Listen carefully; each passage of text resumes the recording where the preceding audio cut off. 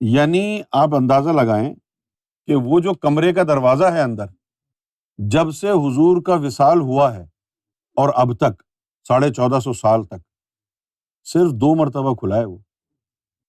اس کا مطلب یہ نہیں ہے کہ اس کو کھولنے کی کوشش نہیں کی گئی، وہاں اللہ تعالیٰ کی طرف سے پہرا ہے، کئی دفعے کھولنے کی کوشش کی گئی۔ ایک دفعے کیا ہوا،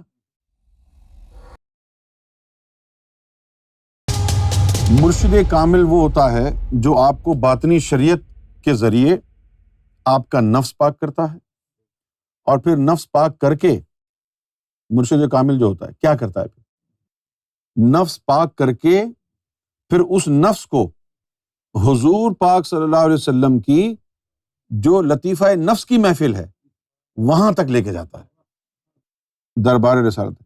عام حالات میں ولی جو ہیں وہ بتاتے نہیں ہیں، بس یہی کہتے ہیں کہ دربار رسالت تک 12 سال میں پہنچانا مرشد پر فرض ہے نا، لیکن پوری بات انہوں نے شاید بتانا ضروری نہیں سمجھی، لیکن مجھے لگتا ہے کہ ضروری ہے میں بتاؤں لوگوں کو کہ 12 سال میں نفس پاک کر کے تو کون سا بیت المعمور کی محفل میں جائے گا۔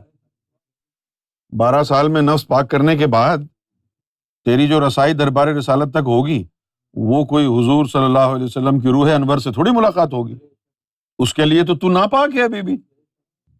12 سال نفس کو پاک کرنے کے بعد جو تیری رسائی مرشد کرائے گا وہ دربار رسالت تو ہے، لیکن اس دربار میں حضور خود تشریف فرما نہیں ہے، بلکہ آپ کے وجود کی ایک مخلوق۔ کون سی مخلوق؟ جو مدینہ المنورہ میں جو آپ کا مرقد انور ہے اس میں مقیم ہے، اس سے ملاقات کریں۔ چلو کم سے کم اس حال سے تو بہتر ہے کہ آپ ٹکٹ خرید کے مدینے گئے، جالیوں کو دیکھ کے آ گئے۔ وہی مخلوق اس قبر انور میں موجود ہے، لیکن ملاقات کس سے کرتے ہیں وہ؟ کتنی دفعہ عمرہ کیا ہوگا لوگوں نے، حج کیا ہوگا، حضور کے دربار پہ حاضری دی ہوگی، تو کیا ملا؟ صرف دل کو دلاسا ہی ہے نا جی میں مدینے ہو کے آ گیا، اور تو کچھ نہیں۔ اور پھر تمہارے پاس کچھ سمجھانے والا تم کو نہیں حدیثوں کا مطلب۔ مجھے معلوم ہے ایک حدیث شریف میں لکھا ہے کہ میرے وصال کے بعد جس نے میری قبر کی زیارت کی تو گویا اس نے ایسی ہی مجھ سے ملاقات کی کہ جیسے کہ میری ظاہری زندگی میں زیارت کی ہو، ہے نا؟ لیکن اس کا مطلب یہ تو تھا ہی نہیں جو تم سمجھ گئے کہ ہاں بھائی چلے جاؤ اس کا یہی مطلب ہوگا۔ نہیں، یہ مطلب ہے اس کا کہ میری قبر میں مقیم لطیفہ نفس سے ملاقات جیسے ظاہر میں ہوتی تھی ویسے ہی ہوگی، لیکن یہاں تک پہنچانے والا تو ڈھونڈ کوئی۔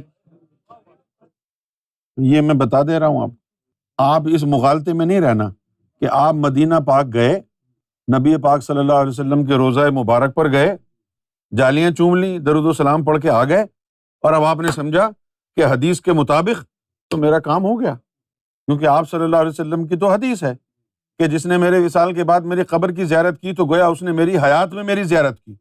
یہ بات تو حق ہے، حدیث بھی حق ہے، لیکن تو نے زیارت کی کہاں جا کے وہاں؟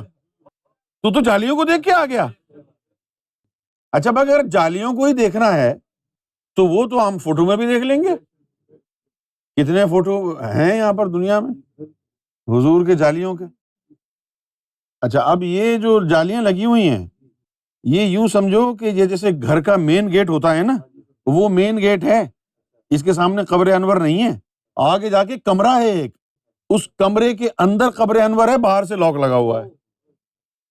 یعنی آپ اندازہ لگائیں کہ وہ جو کمرے کا دروازہ ہے اندر، جب سے حضور کا وصال ہوا ہے اور اب تک 1450 سال تک صرف 2 مرتبہ کھلا ہے وہ۔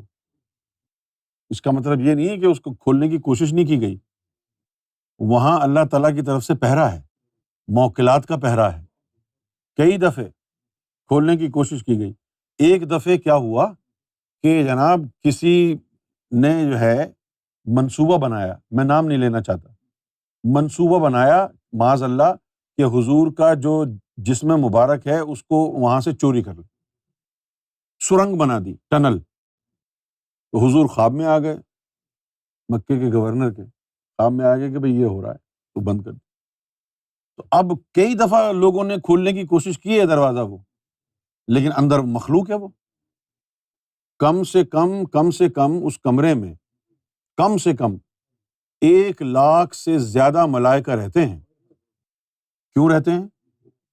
کہ کوئی عاشق رسول آئے گا وہاں اور وہاں درود و سلام پڑھے گا تو وہ درود و سلام وہ ملائکہ کلیکٹ کرتے ہیں۔ جو بھی پیار سے محبت سے حضور پر درود و سلام بھیجتا ہے وہاں کھڑے ہو کے تو وہ ملائکہ۔ اس کے علاوہ پوری دنیا میں اللہ تعالیٰ نے اسپیشل ملائکہ کی ڈیوٹی لگائی ہوئی ہے پوری دنیا میں۔ ان کا کام یہی ہے کہ کوئی بھی حضور پر درود پڑھے تو وہ ملائکہ اس کو کلیکٹ کر کے اور آگے بھیجیں، کیونکہ حضور کو پتا ہے نا کہ میری امت نکمی ہے، ان کا درود مجھ تک تو پہنچے گا ہی نہیں، ملائکہ کو کھڑا کر دو یہ لے آئیں گے۔ تو وہاں تو آپ داخل ہو ہی نہیں سکتے نا بھائی۔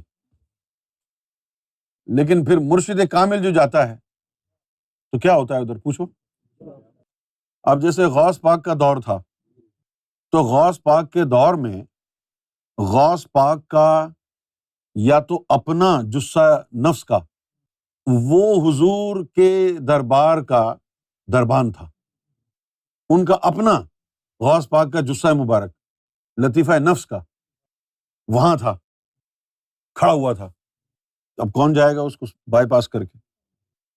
اسی طرح اب جو ہے وہاں پر وہ امام مہدی کا ایک غلام ہے، اس کا لطیفہ نفس کا جثہ وہ مدینہ پاک میں دربان ہے، اس کے بغیر کوئی اندر جا ہی نہیں سکتا۔ اب چونکہ وہ دربان کے ہاتھ میں ہے اس کا قفل، تو وہ جہاں جی چاہے بیٹھ کے وہی ماحول بنا دے، دروازے کے اندر بٹھا دے سب کو، اس کے ہاتھ میں ہے۔ ہم نے دیکھا ایک دفعہ کہ مسجد نبوی کے اندر حضور کا مرقد انور ہے، اور حضور کے مرقد انور میں واشنگٹن ڈلس ایئرپورٹ کی محفل لگی ہوئی ہے، یعنی مسجد نبوی میں وہ جو اندر کمرہ ہے اس کے اندر سین چل رہا ہے، اناؤنسمنٹ ہو رہی ہے، لوگ پوچھ رہے ہیں یہ کیا ہے؟ وہ کیا تھا؟ وہ جو ان کا غلام ہے وہ جہاں بیٹھا ہوا ہے اس سے وہ لنک جڑ گیا۔ اب یہ واشنگٹن ایئرپورٹ والے وہاں بیٹھے ہوئے ہیں اور وہ واشنگٹن ایئرپورٹ پر آ گئے۔ اگر اس طرح کے لوگوں سے یاری دوستی ہو جائے، اٹھنا بیٹھنا ہو جائے، تو پھر تم ہر وقت مدینے میں ہی ہو جائے۔ ہاں، لیکن یہ طاقت دربان والی مرشد کامل کو نہیں ہوتی، غوث الزماں کو نہیں ہوتی ہے۔ نہیں، یا تو حضور صلی اللہ علیہ وسلم کے دور میں یہ جو چیز تھی، اویس کرنی کا جثہ مبارک تھا وہاں پر، اویس کرنی کے بغیر کوئی بھی باطنی طور پر کسی کو وہاں بھیج نہیں سکتا تھا جب تک اویس کرنی کی اجازت نہ ہو۔ اویس کرنی کی ڈیوٹی وہاں لگی ہوئی۔ جس طرح بابا فرید ہیں، بابا فرید کو ہم نے ایک دفعہ دیکھا کہ ان کی ڈیوٹی لگی ہوئی ہے وہاں عراق میں، جہاں امام حسین کا مزار ہے نا، اس مزار کے اوپر بابا فرید کی ڈیوٹی لگی ہوئی، ہاتھ میں نیزہ لے کے کھڑے ہوئے ہیں۔ جو بھی جائے گا پہلے وہ اجازت دیں گے تو پھر اندر جائے گا، وہ اگر اجازت نہیں دیں گے تو اندر جا ہی نہیں سکتا ہے۔ خیر بغیر اجازت کے کسی میں طاقت بھی تو نہیں ہے وہاں ظاہر ہونے کی۔